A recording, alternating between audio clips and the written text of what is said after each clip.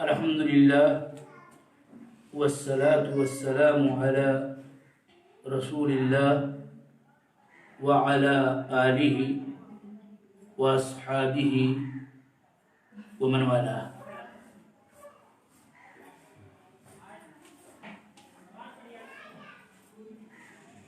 ناظرین کرام و سامعین باتمکین، عقیدہ سے متعلق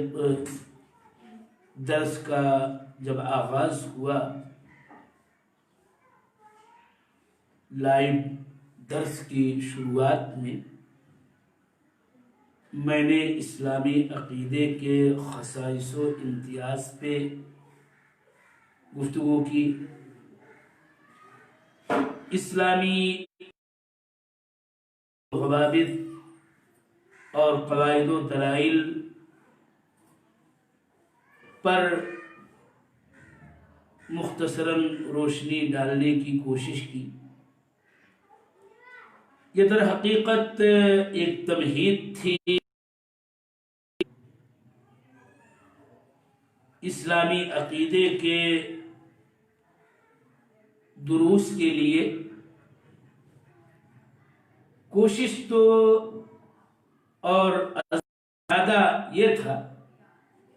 کہ اسلامی عقائد میں سے ایک اہم مسئلہ ایمان بالقدر کا میں بیان کروں گا، مگر رائے یہ ہوئی کہ کسی کتاب کا درس دیا جائے. تو میں نے یہ طے کیا کہ العقیدہ الواسطیہ کو بنیاد بنا کر کے اور اسی کی ترتیب کو مد نظر رکھتے ہوئے عقائد کا بیان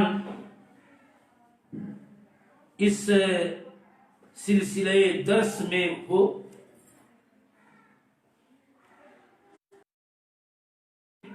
مختصراً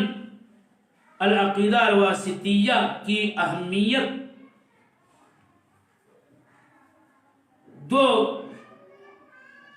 جملوں میں بیان یوں کرنا چاہتا ہوں کہ یوں تو بتایا گیا آپ کو کہ عقیدے کا مصدر کتاب و سنت، لیکن اسلامی عقیدہ سے لوگ آشنا ہوں، بالخصوص عہد اولی ہی میں جب افتراق امت کے بعد فرق ضالہ اور متعدد طوائف منحرفہ کا وجود، اہل السنہ والجماعہ کے مستند علماء، محدثین اور ائمہ کرام نے اپنی اپنی احادیث کی کتابوں میں عقائد کے متعلق کتب و ابواب کا انعقاد کیا. پھر اس کے بعد کے دور میں امامان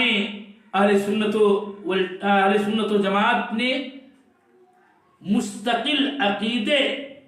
کے رسالے تصنیف کیے، جن میں ایمانیات و اعتقادیات کے مسائل کو انتہائی جامعیت کے ساتھ اور مختصر طور پر بیان کیا. کتابیں بیسیوں بلکہ سینکڑوں ہیں. انہی عقیدے کے متون اور مختصر ترین رسائل میں سے ایک اہم رسالہ شیخ الاسلام ابن تیمیہ متوفی 728 ہجری کا ہے، جو اپنے باب میں بے حد اہم ہے اس طور پر کہ اہل سنت والجماعت کے عقائد کو انتہائی دقت کے ساتھ مختصر ترین الفاظ میں اور جامع ترین تعبیر میں آپ نے بیان کیا ہے، اور اس رسالے کا نام العقیدۃ الواسطیہ رکھا گیا،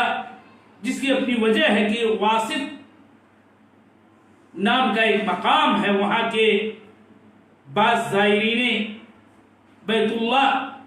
نے ایام حج ہی میں، شیخ الاسلام ابن تیمیہ بھی وہاں پر موجود تھے، ایک سوال کیا تھا کہ ہمارے یہاں بہت ساری عقائد کی خرابیاں لوگوں کے اندر عام ہیں، اگر آپ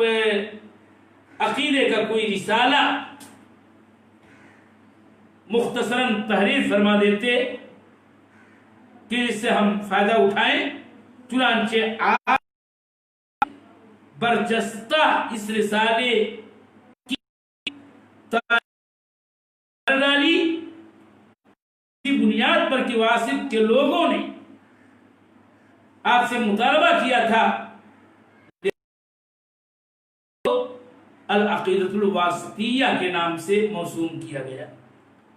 اس کی اہمیت کا اندازہ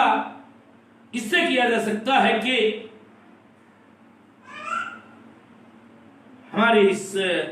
جدید دور میں اس کتاب کی کئی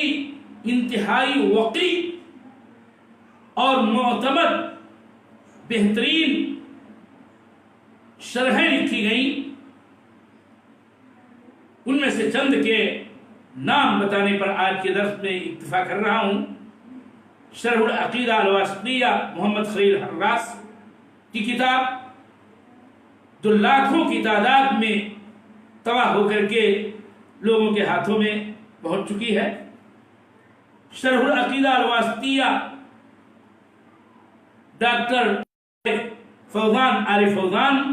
حفظہ اللہ و تولاہ کا لکھا ہوا رسالہ ہے، بہت ہی وقی ہے۔ فقیہ امت عثیمین رحمہ اللہ نے بھی العقیدہ الواسطیہ کی شرح العقیدہ الواسطیہ کے نام سے مرتب یوں کی کہ آپ کے دروس کو آپ کے تلامذہ نے مرتب کیا، جس پر نظر ثانی کی، اور ایک مختصر اور ایک مطول شرح متداول مطبوع ہے، فائدوں سے بھرپور ہے۔ شیخ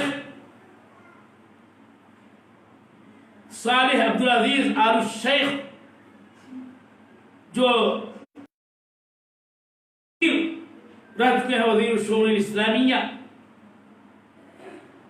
والدعوہ والاوقاف ریاض، ان کی ضخیم شرح ہے، اور یہی نام شرح العقیدہ الواسطیہ ہے، جس کو 2 جلدوں میں تباہ کر کے وزارہ نے اسی طرح سے اس کتاب کی ایک شرح سوال و جواب کی شکل میں شرح العقیدہ الواسطیہ سوال و جواب شیخ محمد عبدالعزیز السلمان رحمہ اللہ کی ہے، اور اس کے علاوہ بھی کئی شرحیں ہیں جو علماء کرام نے تیار کی ہے۔ اس سے میں آپ کو یہ بتانا چاہتا ہوں کہ آپ اندازہ لگا سکتے ہیں کہ العقیدہ الواسطیہ جو اسلامی عقیدے کا ایک مختصر متن ہے، کس قدر اہمیت کا حامل ہے، اور اسی سے انشاءاللہ کل سے اس کے آغاز سے درس کا آغاز کیا جائے گا۔ اللہ تعالی سے میں توفیق مانگتا ہوں۔ وصلی اللہ علیہ وسلم۔